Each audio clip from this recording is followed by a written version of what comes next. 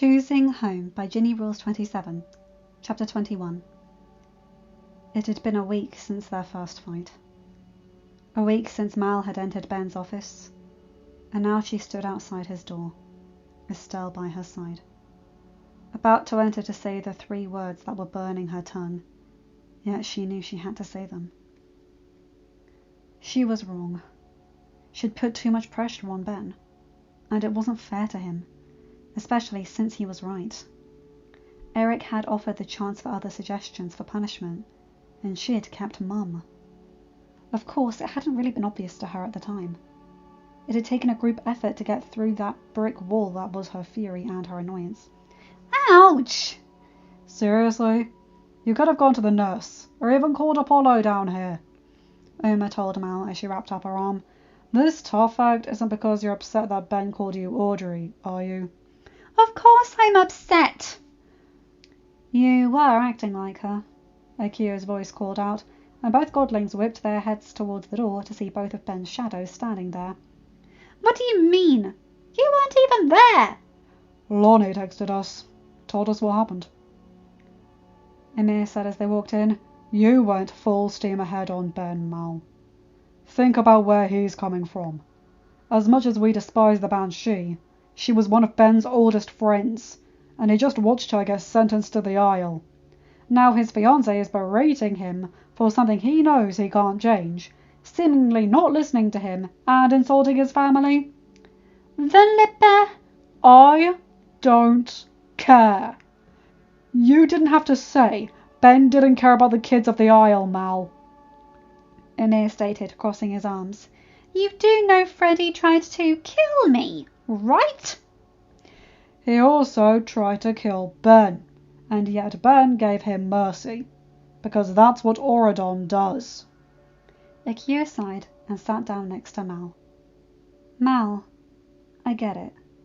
I'd be peeved too if Elle called me by the name of her toxic ex while we were fighting.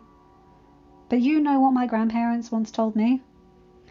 That they're rocks, and your father should really look into whether or not he was kidnapped as a child? Strangely enough, no, Akio said as Amir snorted in slight amusement. They taught me that people make bad choices when they're mad or scared or stressed.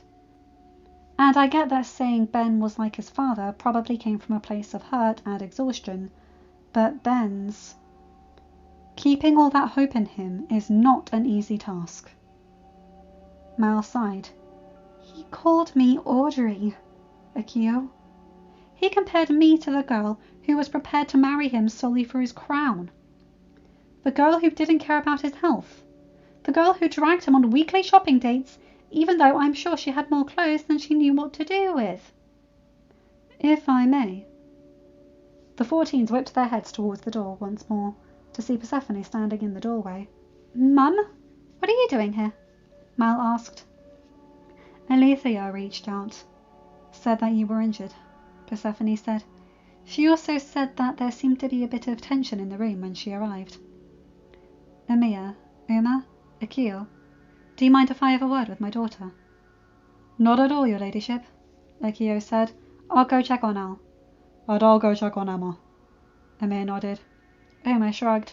I need to talk to Harry anyway. Aunt Steph, so Mal is all yours. Good luck breaking through the barrier that is our stubbornness. I'm not stubborn! I dragged you through the Isle when we were 7, and then again when you were invited to come to Auradon Prep, and then again during that whole mess with Natalie. I know that you're stubborn, Uma said as she and the boys walked out. Mal sighed as Persephone sat down next to her, taking over the duty of rubbing her arm. Say it. Say what? Whatever it is you're thinking, Mal said. That I never think that I should trust Ben's judgment, that I let my personal feelings cloud the fact that Ben's got a stressful job and I need to be more understanding of that. Now, does that sound like something I would say? Persephone asked. No. Exactly. However, if I were to say anything, it's this, Melinda. You're going to fight with King Ben. It's a fact. All couples fight. Even your father and I have fought a few times. But the important thing is not to drag your feet in the apologizing. Now, I want you to tell me everything that happened in that fight." Mal nodded and did just that, not leaving out a single detail, as her mum wrapped up her arm. As she finished, Persephone sat there in silence for what felt like hours. "You realize what has to happen now? I need to go to the isle and kick Freddy's butt to Tartarus?" Mal offered. Persephone gave her daughter a small smile. "No, dear. You need to apologize. And before you get all riled up and say that villain kids don't apologize, just remember this. You're going to be Queen of Auradon. King Ben is King of Auradon. Just like when you're captaining your crew with Uma, you're going to have to appear as a unified front when governing. King Ben's not always going to make decisions you agree with, but you're going to have to state your opinions without hitting below the belt." Mal sighed as she took in her mother's words. "Now, that's not to say King Ben's not going to have to do the same thing," Persephone said. "You were both wrong, but something tells me King Ben is beating himself up over this. I know it's a common practice to not go to bed angry, but why don't you get some sleep, and then talk to him when you're both more level-headed, She had tried to do this, go to his dorm the next day, but Ben hadn't been there. Figuring he needed his space, Mal checked on the other VKs. She brought Hattie back from Olympus, checked in on all her cousins. But there was still the pit in her stomach that she needed to talk to Ben. So, here she was. "Go on in, Lady Mal," Dean said, causing Mal to jump slightly. "Apologies, I didn't mean to startle you. It's just... His Highness has been in there, morning, noon, and night." "Thank you, Dean." Mal nodded, still wagging his tail. Dean nodded and Mal sighed, twisting the doorknob and strolling in as she had done many a time before. The state of the office nearly broke her heart. Instead of the prim and proper, extremely organised office, it looked like a tornado ran through. Papers all over the floor, books off their shelves, and one exhausted king napping on his desk, surrounded by paperwork. "Ben? Ben?" Mal said softly, as she walked over to him, smiling a little at the sight of a plush dragon underneath Ben's head. It was a blue and gold dragon with a missing eye and stuffing clearly missing from one of the wings. But that just meant that it was well loved. "Come on. You're going to get a stiff neck if you stay like that. You can nap on the couch. Come on." It was slow going, but Mal finally got Ben over to the couch, where, as soon as his head hit the pillow, he promptly fell back asleep. How he was able to sleep in his three-piece suit was a complete mystery. Mal sighed and shook her head, walking back to his desk to see just what it was he had been working on. Prisoner processing for paperwork for Frederick Frollo. Prisoner processing paperwork for Audrey Stephanie Rose. Oh. It was no surprise that the paperwork for Freddie was nearly done, while Audrey's hadn't even been started yet. She was Ben's oldest friend, not to mention they had 3 months to process that paperwork. Despite Alethea informing them of Audrey's pregnancy, Aurora and Philip had yet to be informed to the best of Mal's knowledge. Feeling weird just standing in Ben's office while he slept, Mal quickly got to work straightening the place back up. Estelle followed her, dutifully picking up books while holding them gently in his mouths, while she put them back on the shelf. Ben groaned a few minutes later. "Mal?" "Hey, sleepyhead," Mal said with a small smile. "Did I wake you?" Ben shook his head. I didn't mean to fall asleep. I just..." "Ben, it's okay," Mal told him, walking over to stand by him. I just wanted to come by and apologize. I was out of line last week. Seeing you unconscious with Freddie holding a sword over your head at Cotillion just kept flashing through my mind, and all I could think about was the fact that he was alive to do it to you again." She sat down on the sofa, looking over at him. Still, I punched below the belt in our fight, and I'm sorry. Ben, you've done more for the kids of the Isle than anyone could ever think of. Ben gave her a small smile as he sat up. I'm sorry too. Ben, you don't... Yeah, I do, Mal. I called you Audrey. Even though it just slipped out, I shouldn't have called you that, Ben said gently. I know what you felt about Freddie. Trust me. Seeing you plummet down to earth in your dragon form. It's probably going to haunt my nightmares until I die. But I can't just retroactively assign punishment. Especially not when I abstained from running the trial in the first place. He gently grabbed Mal's hand. I am so sorry, Mal. More than you'll ever know. Can you ever forgive me? Shouldn't I be the one asking you that? Mal, you saved Auradon, and you got yourself wounded in the process. And I just went ahead and compared you to my ex-girlfriend, who had just been defeated in the throes of a coup. Ben, you were by my side, saving Auradon too. And you saw one of your oldest friends reduced to a near-quivering mess thanks to said ex-girlfriend. And I basically said you were the same as your father. Ben gave her a small smile. So maybe what you're saying is we should forgive each other? You know, at some point you're going to have a human reaction to something, right? Mal asked, but smiled as Ben gently kissed her forehead. I hate fighting with you. And I hate fighting with you, Ben told her, standing up before blinking in confusion. Did someone clean up? Mal nodded and got up to walk around. I felt weird being in here while you were sleeping, so I straightened it up a bit. Some things might not be where you had them before, Ben, but I think I did an okay job. Mal, you didn't have to. It was something to do, Mal said with a small shrug, as she picked up the plush dragon that still sat on Ben's desk. So, what's the story behind this guy? Ben looked over at his desk with a small, sad smile. That's Flamey. I got him when I was about 3, according to the numerous photo albums we have from that time, and carried him with me until I was about 7. Flamey? Mal asked, hiding an amused smile. I was 3, Ben shrugged, walking over and picking up the dragon. Audrey and Chad were the ones to convince me to retire Flamey. Audrey liked to say that a prince should slay dragons, not be fascinated by them. Mal shook her head and gently cupped his cheek with her hand. Then you're fascinated with anything you can find a book on.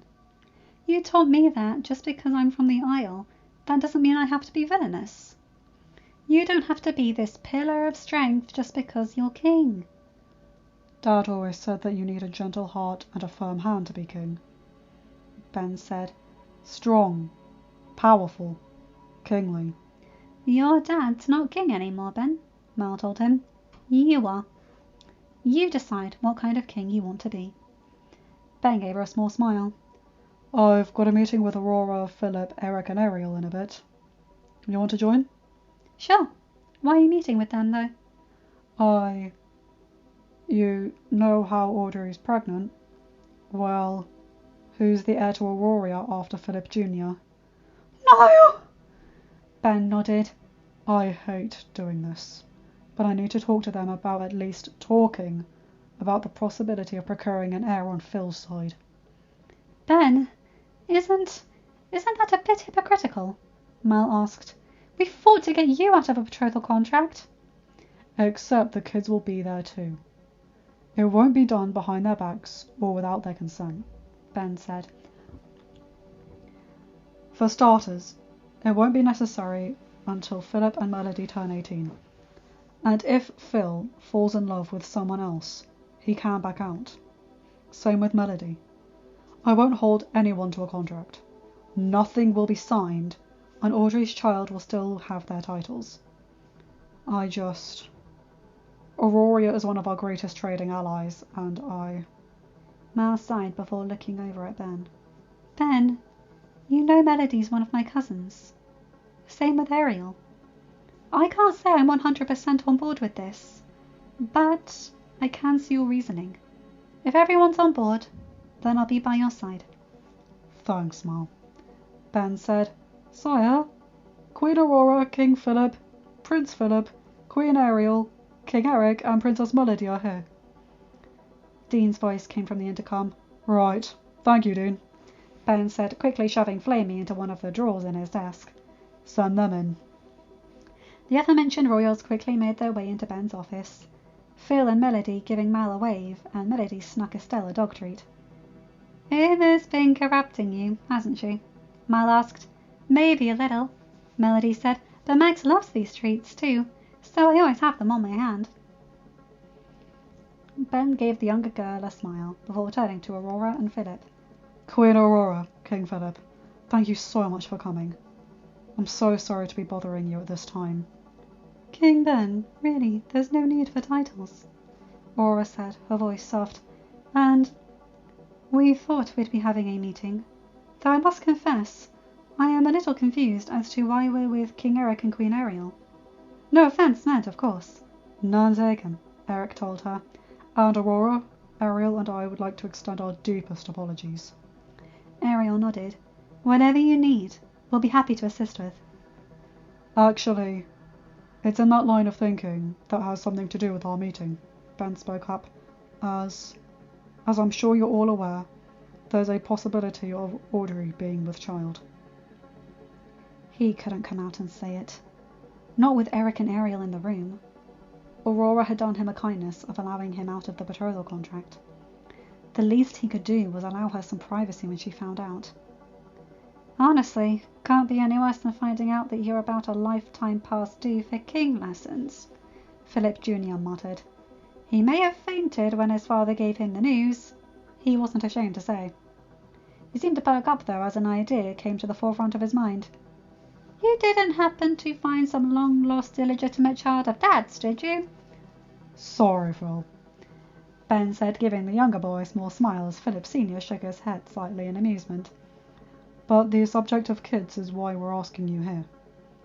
With the increasing likelihood of Audrey being with child, at least until we know for certain, is there an heir after you, official or otherwise? Then I was the heir, Philip Jr. said. I don't think there was anyone after me. Which is why I have a proposal, Ben said. With your parents' permission, Melody, Phil, would you consent to having an agreement be put in place that if Philip Jr. needs an heir by the time he is 18, Melody would be willing to carry that child? Ben, you can't be serious, Ariel exclaimed.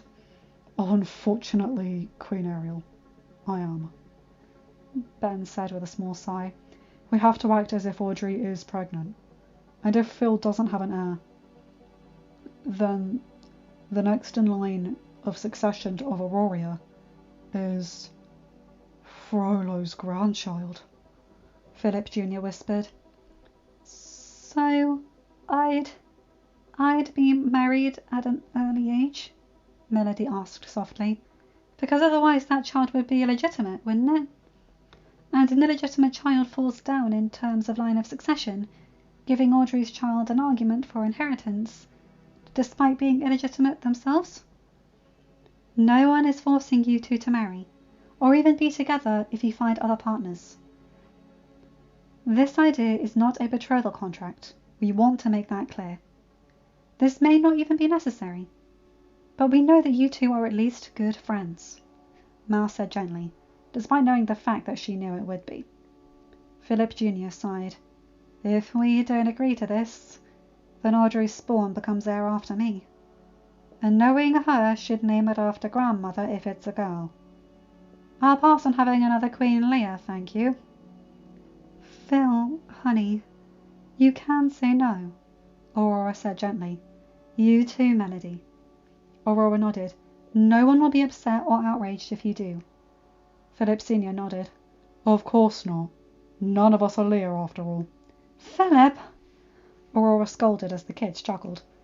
Philip Jr. shook his head. The best option is for me to agree to this. What's to stop Audrey from using this hypothetical child as a pawn to worm her way off the aisle? Or worse, Freddie. He did it once. He could do it again. And as future king, I need to make sure Aurora is protected. By all rights, I shouldn't be the future king. But that's a topic for another time. Turning to Ben, Philip Jr. said, My grandmother told me all my life that I was a spare. That all I'd be good for is finding a match to produce an alliance for my kingdom. If I can help protect that kingdom and help protect Auradon by doing this, I will. I can't speak for Mal, but I agree to this, King Ben. Thank you. And know this, Phil. You have the right to back out at any time. Melody? Mal asked. Melody bit her lip. If this helps protect our kingdoms, and makes Elle's job easier when she's queen of our kingdom, I'd be a pretty horrible sister if I said no. No, you'd be human, Mal told her. We're asking a lot of you. Something we shouldn't even be asking if the world was fair. Your Highness, I hate to ask this, but what happens if this comes into play, and Melody gets pregnant, and, God forbid, she miscarries the child? Or if the child is stillborn, what happens then? Eric asked. If, God forbid, Melody miscarries or delivers a stillborn child, it would still be her decision if she wanted to try again, Ben said. No matter what, both Philip and Melody have the right to say they no longer want to partake in this. Eric nodded. Thank you, Your Highness. I know it's the kid's choice, but as a father, the last thing I want Melody to have to go through is the loss of a child. Melody nodded. If it's truly my choice, then I choose to do it too, if it's needed. And, really, I could do worse in terms of the father of my future children. Back at you, Mal, Philip Jr. said with a small smile. Aurora sighed. Audrey's pregnant, isn't she? Ben and Mal froze. Ben looked over at Aurora. I don't know. Ben, I appreciate you doing me the courtesy of letting me find out in private, but I've known you almost all your life. Forgive me for being so bold, Your Highness, but I've changed your diaper a time or two. I know you. I know you wouldn't be thinking about this if it was just a hypothetical situation. Ben sighed. Yes, Audrey's pregnant. Lady Alethea informed Lady Mal and myself about it a week ago. I apologize for the misdirection, but... Apology appreciated, but not necessary, Aurora told him. And we would like to raise the child. The baby shouldn't be subjected to the Isle. Of course, Ben said. Audrey's child is innocent in all this. So I'm gonna be an uncle, Philip Jr. said, his voice soft. Ben nodded, but frowned as Mal latched onto his arm, a thought hatching in her brain. Mal? Philip's comment. It reminded me, Mal told him. Freddie's got a sister on the Isle. Claudine. So? Philip Jr. scoffed. I'm sure she enjoys having her brother back. Mal shook her head. Claudine's probably as decent a sort as you can get on the Isle. She may be Freddie's second in command, but that's just because she's his sister. According to some of my crew, confrontations between Freddie's gang and ours usually end with one of Freddie's members using the phrase, "Damn it, Claudine," because she beat them to the punch with a non-lethal shot. If Audrey joins him on the Isle, he'll have no use for her anymore. She's in danger, Ben said, a realization flooding his face. Exactly, Mal nodded. Freddie's already proven that he'd kill us. You really think he'd stop because his sister, if need be? Ben sighed and looked at Philip Sr. I seem to be asking a lot out of you today. If I arrange for Claudine to come off the Isle, can she have temporary housing? At least until I can reach out and help her get a place of her own? I'm not gonna pretend like it's easy, Philip Sr. said, his words coming out slowly, as if they were being forced out of them. But I know, if it was Audrey needing shelter, I'd want someone to be able to provide for her. I also can't justify keeping her from her niece or nephew, if she's truly like how Mel described. Plus, family doesn't mean you're identical to them. Aurora spoke up. I'm not similar to my mother. Not to mention, my sisters and I are probably as different as you can get, Ariel added, causing all of them to jump, having forgotten about the other royals. Sorry, I thought I'd add my 2 cents. Ben sighed and grabbed Mal's hand. While it didn't seem like it'd be over any time soon, at least he knew Mal was on his side. He had a team now. It was a lot easier to seem hopeful. There was a light at the end of the tunnel. He knew it. End of chapter. Hi guys, hope you enjoyed that one. Okay, so a lot of ups and downs in that chapter, and I'm very impressed with how mature they're being. And I like that Phil and Melody seem to get along. It's not just 2 teenagers who know and like each other that have to be pushed together. They're just like, well, yeah, it's good for both of us, and frankly, you're not half bad. And the fact that they are making it very clear that they can both back out, I appreciate that. And the sheer accountability between Ben and Mal is very admirable, and Amir giving Mal some tough love, well, again, couples fight, like Persephone said. It's not great, but it happens. Anyway, you guys know the drill. Like, comment, and subscribe, and hit that bell to get notified whenever I upload a new video. Have a good day, night, or whatever time zone you're in. Bye, my guys, gals, and non-binary pals. I'll see you in another video. Take care.